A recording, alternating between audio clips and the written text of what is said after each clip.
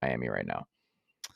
How wise is it to expect the Heat to keep this thing humming as a collective unit without any changes? We talked about the Celtics and why they had to at least think about it. And we see just continuity.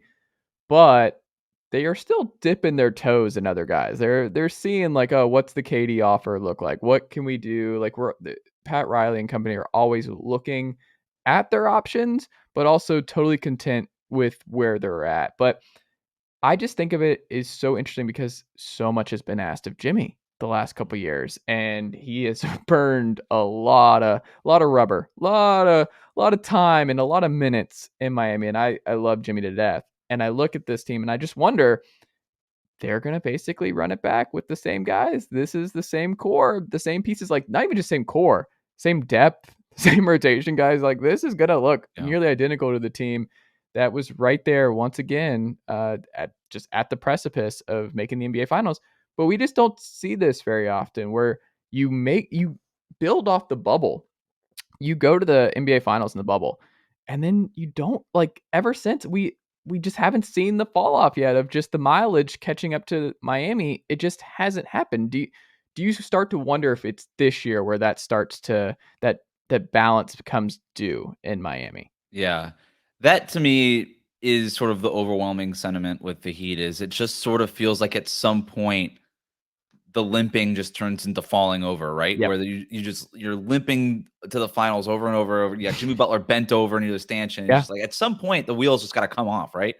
And I don't know. Jimmy Butler has mastered the art of saving it for the playoffs, right? Like the dude doesn't even take 3-pointers in the regular season, and all of a sudden just starts doing them in the postseason. Maybe to save his legs. Who knows? Doesn't play 70 games in a year and hasn't, but for 2 times in his entire career. So maybe that's part of it, but like they did lose PJ Tucker, and that was a really big loss. And it wasn't a big loss because PJ Tucker is so good, and he is very good, but more because they didn't replace him. They don't have a real power forward on the roster right now, and they're projected to start Caleb Martin at the 4. And I like Caleb Martin; he's a nice player, but he's 6'5", and he's not a power forward, not even a little bit. And so I don't know where they go. To me, this is a team that is ripe to make a move, and everything that they have said, you're right. Like it's just sort of weird that that they've been standing pat, but they've been standing pat in order to sort of gather their chips in anticipation of moving those chips into the middle of the table in some sort of all-in move. And they tried to do it with KD. They kicked the tires on Donovan Mitchell, realized that they were not going to get close to what the Knicks were offering because they simply cannot. They don't have the draft picks or the capital or the asset base. They're also just not that desperate. And they're also not that desperate. But they are desperate to a degree to add a star. Like everything they have done has telegraphed the fact that this front office believes that they need a co-star next to Jimmy Butler. That Bam Adebayo is not that player. That Tyler Hero is not that player yet and may never become that player. And that they are looking to maximize this championship window that Jimmy Butler right now is propping open with basically one arm and a broken leg. And it to me is it is baffling because I don't know that we've ever seen a team get that close to the finals 2 years removed from being in the finals and feel like that they're not and still sort of operate as a team that wasn't a shot away from making the NBA finals. Like they're operating like Philadelphia was the team operating like they were that team this offseason where, yeah, knock the PJ Tucker contract, but whatever. If it leads you to a championship, I don't care if you're paying him $10 million when he's 4 years old. You got to the finals. They're trading draft picks for depth players on draft night. Like the Heat kept all their draft picks. They let PJ Tucker walk so that they can maintain cap flexibility. And they're operating as if they were so much further away, that they are a star away from getting to where they want to go, which leads me to believe that this front office didn't really buy into the run last year, that they don't really believe that they're the team that they were last season, that they're that desperate to get a superstar, that they would be willing to take the step back that they have. And it's not, again, I don't mean to overstate like just losing PJ Tucker. Like this is a team that can make a trade in the middle of the season, get a starting caliber power forward, and you're just sort of rolling with what you had last year. But Brooklyn's going to be better than they were last year. Like that was the nightmare worst case scenario for the Nets last season. Just based on regression to the mean, it'll be a better season for the Nets next year. Boston's not going anywhere. Milwaukee's not going anywhere. Philadelphia got better. Atlanta presumably got better. The Knicks are getting marginally better, I guess. And so you're the Heat. You haven't really improved your team. Everybody else is improving around you. That's a step back. And I just wonder, like, what's going to give, right? Like, are you Mm. going to go fully into the Bam Adebayo, Tyler Hero window of this thing and just say, you know what, whatever we do with Jimmy Butler is what we do, and we're fine with it? Or do you start making moves with these draft picks? Or are you going to just still wait for some other superstar to shake loose and make another run at that superstar, where it was very obvious that this last round of superstar trades, you didn't have enough stuff to go get those guys.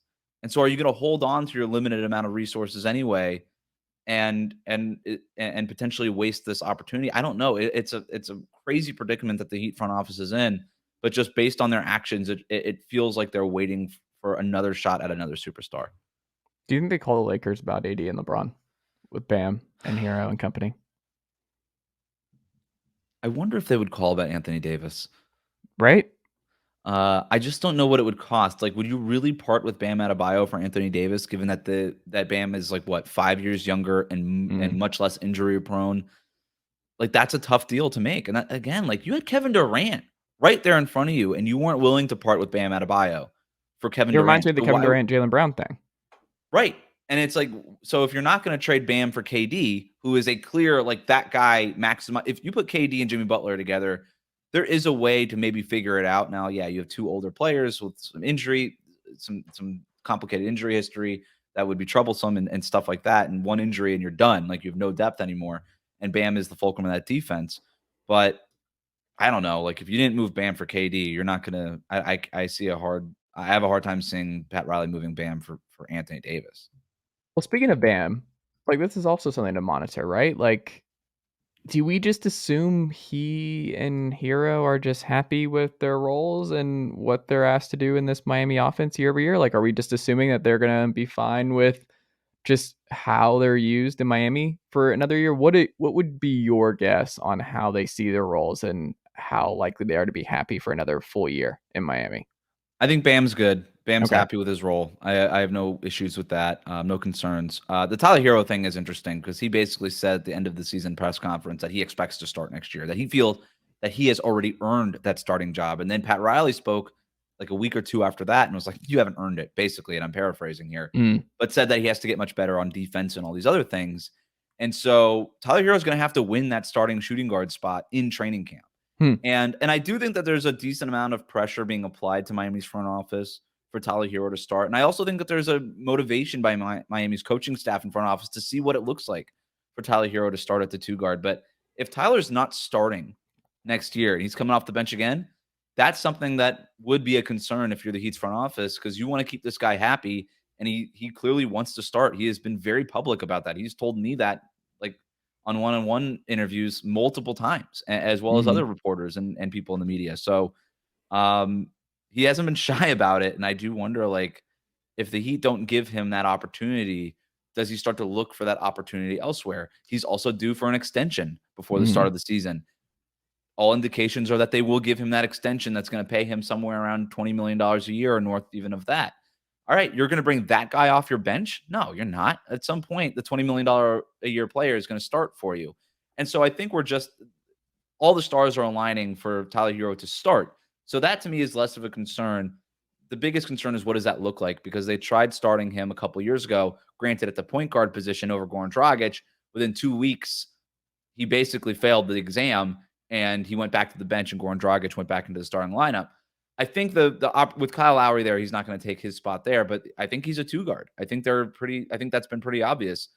But what does that look like next to a ball dominant player like Jimmy Butler, next to a guy like Bam Adebayo, who still needs to get his touches and probably needs to get more touches than he has over the last couple of years? Kyle Lowry, who's still the traditional type of point guard, who's going to be running offense for you. What does that all look like? We'll see, but that's sort of the next step in Tyler Hero's development is just sort of figuring out how to play alongside those guys and not just being this sort of Lou Williams style 6th man who, when the starters are off the court, he can float your offense for a few minutes. He's going to have to learn to play next to those guys, as much as the Heat's coaching staff is going to have to trust him with that starting spot. You mentioned Lowry too. I think Lowry and Oladipo fall into this category together, where I'm kind of curious for different reasons. Where Kyle Lowry obviously not healthy when they needed him to be healthy last year, and you look at his age, you look at just the more wear and tear on Kyle Lowry's body. Great player, but Lowry was supposed to be like that kind of guy to make life easier for Jimmy in the playoffs. Like the whole point was like, come playoff time, like we'll conserve Kyle Lowry. Come playoff time, he'll be ready to go. And then right away in the Hawks series, and I mean that could have gone a different way.